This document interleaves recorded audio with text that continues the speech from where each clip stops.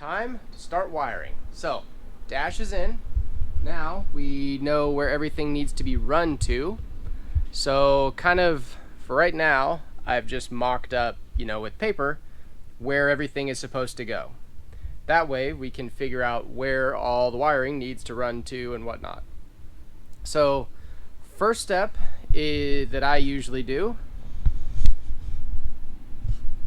is I will start by adding in like all my, like accessory pigtails, right? So I use Deutsch connectors on everything. So this wire is actually going to trigger a light on the dash for when the factory fan comes on. So splice that into the factory harness, pulled power off of that wire, for the factory fan. So that will trigger that light just so I know when it's on. Water temp sensor, so I basically try to get all that stuff, set up. I put the connectors where I want them to be, get my wiring routed where I want it to go.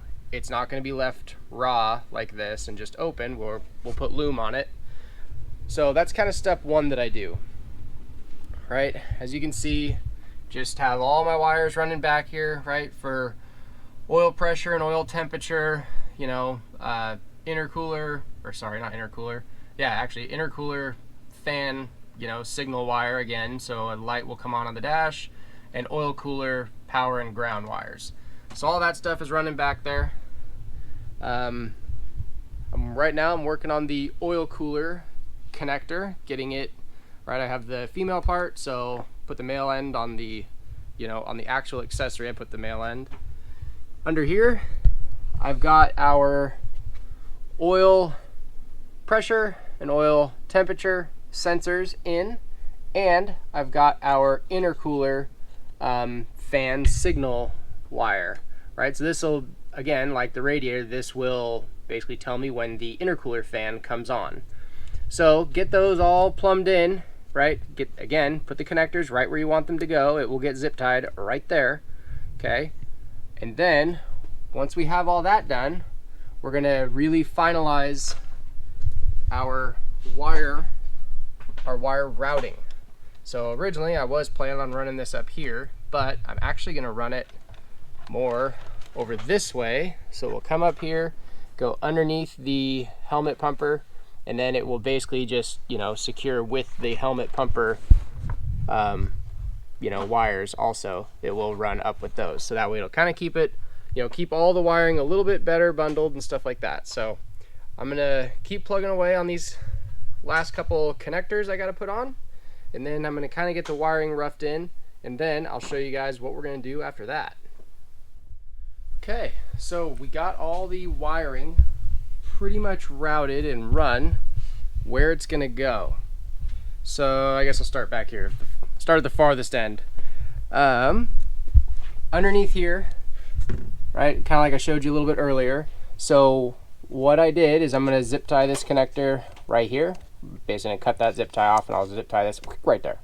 So then these pressure and temperature sensors, I left a nice service loop right here in the wires to make it easier to plug in. So if you look closely at this tape, you'll see kind of how I start to prepare a harness.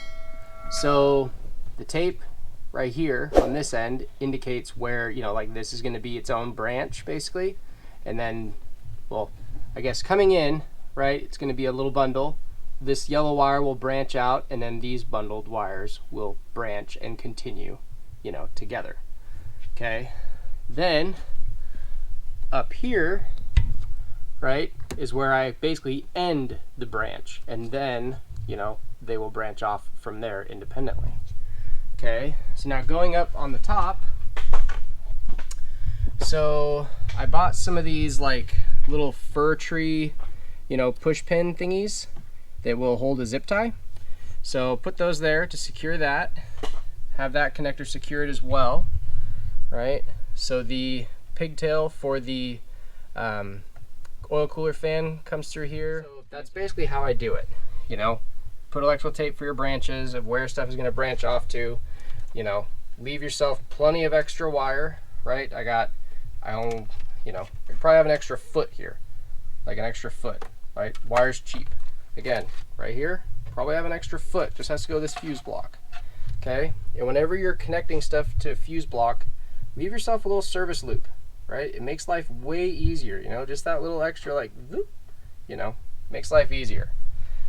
Okay, so it's gonna tee off, run along here. All right, guys, fortunately, camera died, and this took way longer than it should have, because like I said, couldn't take those connectors off. But this is what you end up with. So normally what I like to do is take this little bit of heat shrink right here and scooch it all the way up here onto the back of the connector, but because of where this is going to go, I'm going to end up having to almost kink the connector like that a little bit. So I decided to leave it off because once this stuff dries, as you can see, it's pretty hard to bend. So but overall, pretty happy with it. Now on these wires, I need to put some spade connectors, and then same thing on this wire, because these are going to be going to fuse blocks and relay and blah blah blah. So let's get this bad boy installed in the Can-Am, and then we'll get on to the next thing. So the new wiring harness, which you can see right here, is installed. So connector comes right up here, and then this male connector for it. All right, I got it wired up. Got our 2 signal light wires on there, and it has the sensor wires for the oil pressure and temperature sensors. Comes back here, right, goes up to the back. You know, wire runs to the fuse block and to the relays. So pretty happy with how it came out and stuff, and how it looks. Overall, I don't think I'd change a thing about it, frankly. So I think it worked out pretty good. So nice and secured there. Underneath here, ignore the fire suppression line, but underneath here it's nice and secured and stuff. So overall, definitely happy with it. So the next thing to do, that is today's mission, is to cut out all of that. So that is the next step in our dash installation and our wiring.